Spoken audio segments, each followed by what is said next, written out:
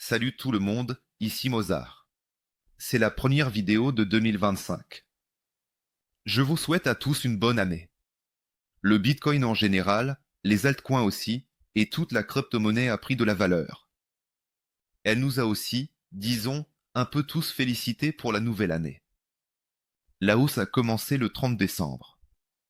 Eh bien, si vous le considérez comme ça, c'est le fond. J'avais une limite, vous savez, pour ajouter 5,8. Oui, selon ce beau nombre.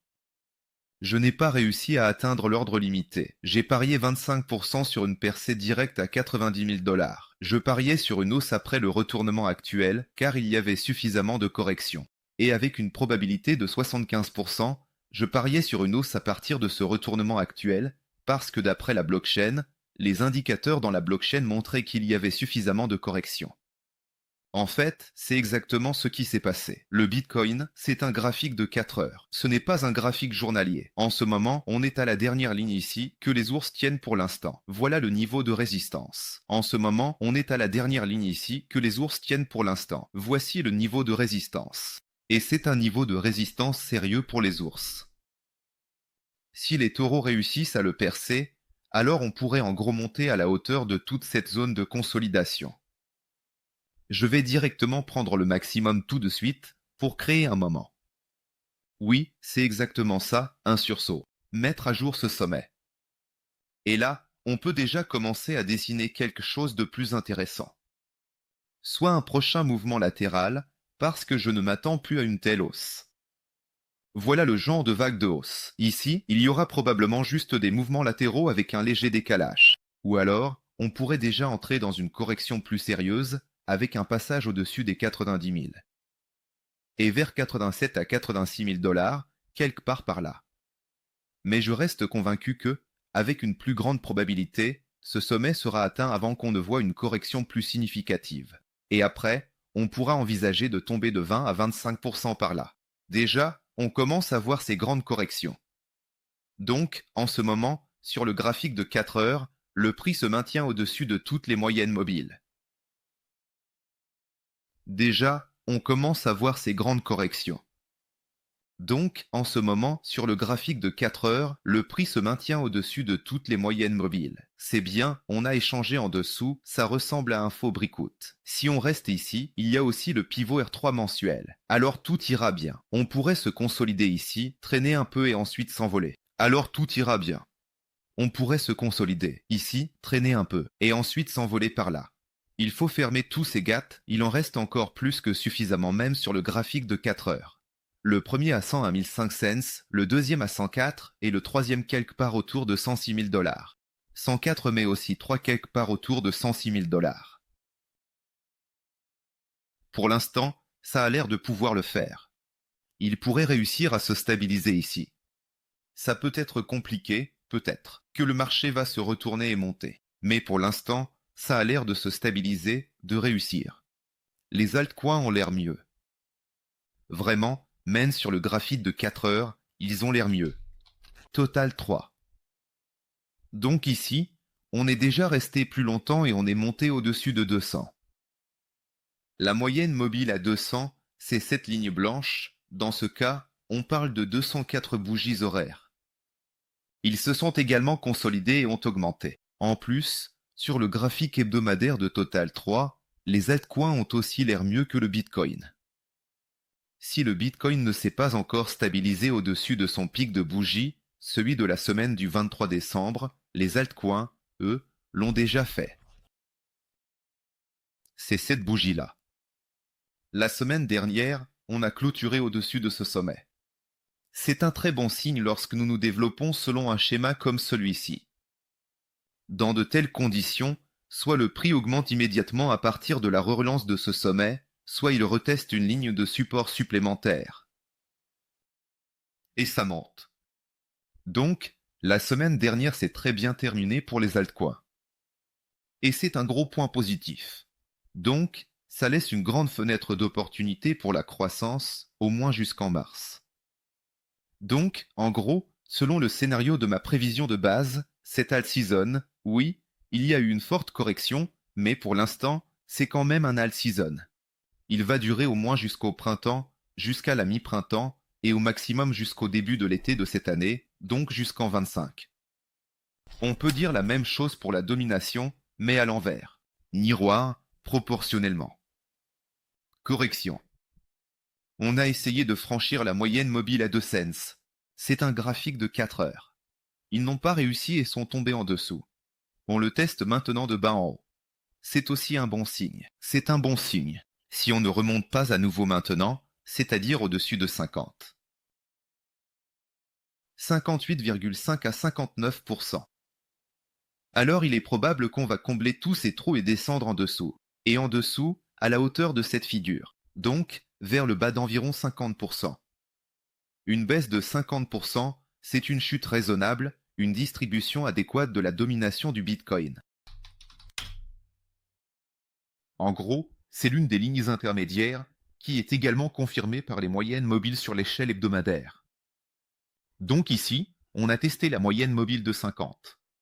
Maintenant, si on atteint 50%, ça va être un test à la fois de la moyenne mobile de 50 et une approche de la moyenne mobile de 2 cents. Donc, ce sera en fait le premier contact avec la moyenne mobile de 200 semaines, un retest. Eh bien, depuis octobre 2023, plus d'un an. Si on se souvient, la bougie mensuelle concernant la domination des altcoins, celle de novembre, s'est clôturée de manière très baissière. C'est un retest, et en gros, tout va engloutir la bougie et partir vers les 50. Ce serait pas mal. Tester un niveau plus ou moins sérieux, même s'il est miroir, qui se trouve juste ici. Le voilà. Ici, c'est un niveau miroir, ici c'est un niveau miroir. 50 à 51%. Voilà une baisse raisonnable. Et là, on peut déjà commencer à se fermer, à prendre des bénéfices, à laisser quelques miettes sur les positions. Avec une probabilité qu'il aille juste ici en dessous. Avec une probabilité. Pour l'instant, je ne sais pas, je ne peux pas dire. Voilà, la moyenne mobile mensuelle de 50 se situe justement autour de 50% en ce moment. C'est ce qui concerne le graphique. Donc, quel est le bilan ici? Les altcoins ont l'air solides. En plus, d'ailleurs, sur l'altcoin, on a un double fond qui s'est clôturé sur le graphique journalier. C'est déjà le graphique journalier. Si on regarde les objectifs avec les ombres sur les altcoins, c'est un nouveau sommet. C'est à 1,15 trillion de dollars. Donc 1,15. Avant ça, le sommet était à 1,13. Donc 1,15. Avant ça, c'était 1,13. C'est une bonne figure. Pour le Bitcoin, ça n'est pas encore clôturé. Donc, pour les altcoins en général, la probabilité d'une montée supplémentaire est maintenant beaucoup plus élevée qu'elle ne l'était il y a 1 ou 2 semaines. Concernant le Bitcoin, il ne reste plus qu'à percer ici, et d'un point de vue technique, on peut aller vers le haut avec une plus grande probabilité. Je le répète, il le fera avec une plus grande probabilité. Il pourrait y avoir un autre retest dans cette fourchette, peu importe quoi, même autour des 97 000 dollars, il pourrait encore venir ici d'une manière ou d'une autre, peut-être même un peu plus bas, à 96, et ensuite, de toute façon, remonter. Pour l'instant, c'est mon scénario de base. Ensuite, en ce qui concerne la technique. Donc, en gros, jusqu'à l'inauguration de Trump, tout semble monter. On est de nouveau au-dessus de la moyenne mobile de 50 jours, celle-là en jaune, et le Bitcoin et les altcoins, ces derniers ont l'air plus forts en grande partie à cause de la domination qui est en baisse. Donc, dans le blockchain, ce qui est intéressant, c'est le financement du Bitcoin après l'effondrement jusqu'à zéro, voire dans des zones négatives pendant la journée. Et on est revenu à une sorte de moyenne conditionnelle, c'est-à-dire 0, 0,5, 0,1, 0,01% de financement non standard. On est revenu dans la zone optimale, le marché n'est pas surchargé en long. On est actuellement dans la zone optimale, donc on peut s'attendre à un autre pic similaire à celui qu'on a eu ici, entre novembre et décembre. Ces pics peuvent se produire plusieurs fois, même en 2024, il y en a eu 3. Normalisation 1, normalisation 2, normalisation 3, et ensuite on chute. Pour l'instant, il n'y a eu qu'un seul pic. Vous allez le voir par vous-même. Le calcul de 2021 se fait selon les mêmes critères. 1. Normalisation. 2. Normalisation. 3. Normalisation. Normalisation. 5. Normalisation. C'est tout. On passe au marché baissier. plus loin. Pour l'instant, il n'y en a eu qu'un seul. On peut s'attendre à un pic, au moins le deuxième. Suivant. Combien dépensent les détenteurs de Bitcoin à long terme? Combien de jours il y a dans une fenêtre de 15 jours? Donc, avant-hier et hier, on est tombé presque au niveau nominal, ce qu'on appelle, c'est-à-dire dans une zone neutre autour de la moitié. C'est-à-dire qu'ils se vendent pendant environ 8 des 15 jours. C'est déjà une valeur neutre, qui sur les marchés haussiers représente un point de soutien. C'était aussi en 2024 après l'adoption du Bitcoin ETF. C'était déjà en février. Et en 2021, ces niveaux de support étaient présents, c'est-à-dire même avant. Suivant. Profit réalisé par rapport à la perte avec un lissage sur 2 semaines. Le meilleur, c'est qu'on est tombé sous la zone d'euphorie, sous cette ligne rouge, c'est-à-dire en dessous de 90% de profit en moyenne sur 2 semaines. Et maintenant, on est toujours en dessous. Donc, l'objectif minimum est atteint. Et maintenant, nous sommes en dessous. Donc, l'objectif minimum est atteint. L'objectif minimum pour refroidir ce mouvement est atteint.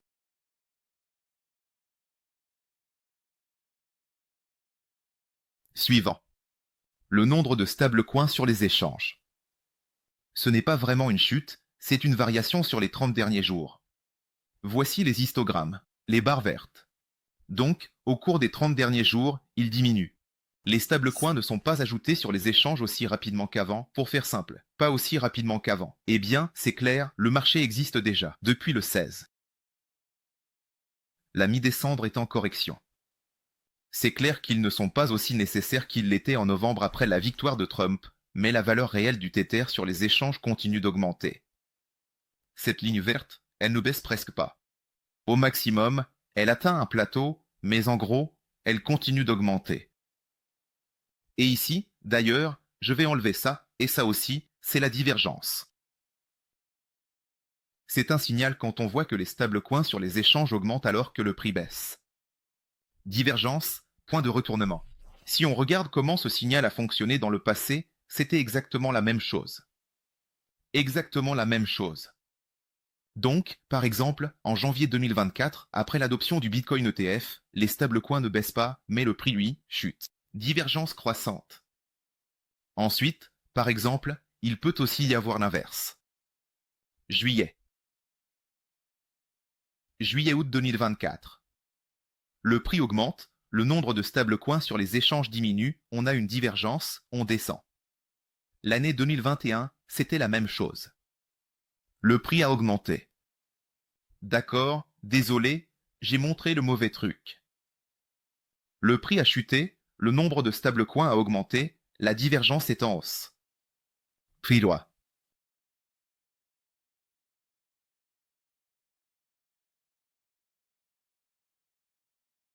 Voici un bon exemple.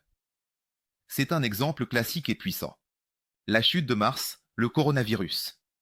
Le prix a chuté, le nombre de stablecoins a énormément augmenté. Divergence, forte hausse. Ici, c'est exactement la même chose. Suivant. Le graphique du prix moyen d'achat des traders à court terme qui gardent leur Bitcoin sur leur compte pendant un mois maximum. Perte 19 jours, franchie zone. Hier, c'était le 18, aujourd'hui c'est le 19e jour. Ils se sont rapprochés, ils ont franchi la zone. Leur prix d'achat moyen. Et aujourd'hui, le Bitcoin était déjà presque à 100 000. À 99 900 cents, ils évitent les pertes. Aujourd'hui, je pense qu'ils pourraient sortir de leur zone de perte.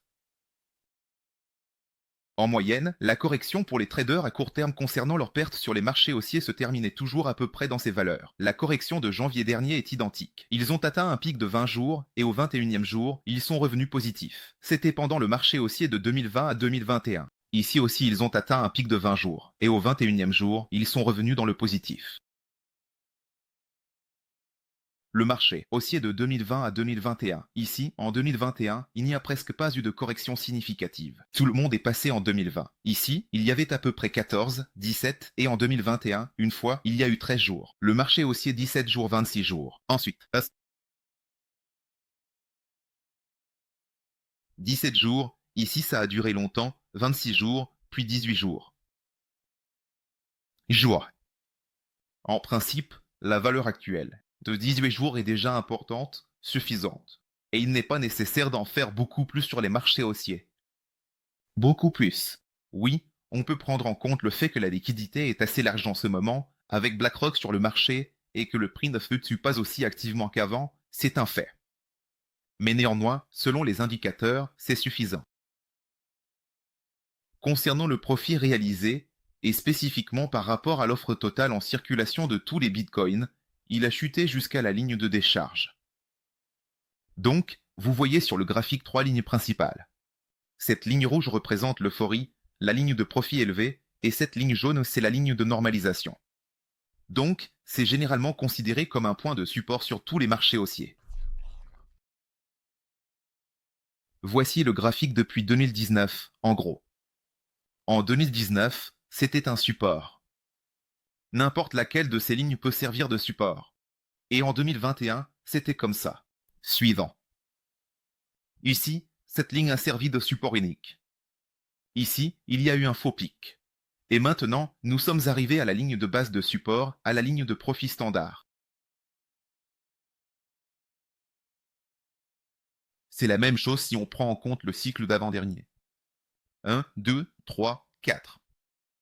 Partout, la ligne du bas ou la ligne médiane agissait comme des lignes de support. Voilà. Maintenant, nous sommes arrivés à la ligne du profit moyen selon le système. C'est environ 0,5% de l'offre totale. De la circulation totale du Bitcoin dans le système. 1,5%. Au total, le Bitcoin et l'Ether ne sont pas retirés des échanges aussi activement qu'avant, par exemple début décembre à fin novembre, mais ils valaient néanmoins hier 117 millions de dollars et le 1er janvier, ils s'élevaient à près de 300 millions de dollars. Le Bitcoin et l'Ether sont presque en train d'être retirés et continuent d'être déficitaires et l'élan total du profit réalisé se redresse également lentement, il est maintenant d'environ 40%. C'est ce qu'il y a dans la blockchain. La blockchain est stable. Bitcoin est stable et atteint des profits minimaux. Les stablecoins croissent lentement, divergent du prix. Le Bitcoin n'est pas surévalué, nous sommes arrivés, selon certains indicateurs, à des zones de profit, en parlant de profit minimal, en termes de profit relatif, où on voit une histogramme verte. Ensuite, le nombre de stablecoins sur les échanges, même si ce n'est pas à un rythme très élevé, continue de croître, et là, on observe une divergence entre le prix et l'indicateur. Le momentum des profits réalisés commence à peine à montrer le bout de son nez. En gros, ici, il n'y a pas vraiment d'obstacle sérieux pour un mouvement vers le haut. La dynamique des bénéfices réalisés commence tout juste à se manifester. En gros, il n'y a pas vraiment d'obstacle sérieux pour un mouvement vers le haut ici. Ici, les seuls obstacles pourraient venir des nouvelles cette semaine, avec les chiffres du chômage qui vont sortir aux États-Unis. Voici des données importantes. Et s'il n'y a pas de mauvaise surprise, je pense qu'à l'inauguration de Trump, on sera sûrement au-dessus de la barre des cents, et la nomination continuera à distribuer des altcoins de manière très active. Et tous les altcoins qui ont perdu de la valeur depuis la mi-décembre vont revenir. Et la nomination continuera à distribuer des altcoins de manière très active. Et tous les altcoins qui ont perdu de la valeur depuis la mi-décembre vont revenir. D'ailleurs, ils vont revenir avant l'inauguration. Si, je le répète, cette semaine il n'y a pas de très mauvaise surprise concernant le chômage. Et cette semaine, il y a un rapport important. Il va influencer directement la décision de la Fed. Combien de fois va-t-on réduire les taux, et est-ce qu'on va les réduire cette année? Voilà, merci à tous, j'espère que ce petit aperçu vous a été utile. Début d'année, tout va bien avec Ethereum et Bitcoin. Eh bien, pour l'instant, tout se passe comme prévu, comme je l'avais planifié. Là où il y avait des positions longues, il y avait des positions longues, y compris pour l'Ethereum et le Bitcoin. Les probabilités se réalisent aussi. Si quelque chose change, je vous en parlerai bien sûr. Voilà, bonne soirée à tous. Encore une fois, je vous souhaite un joyeux 7 janvier. À bientôt. C'était Mozart au micro. À tous, au revoir.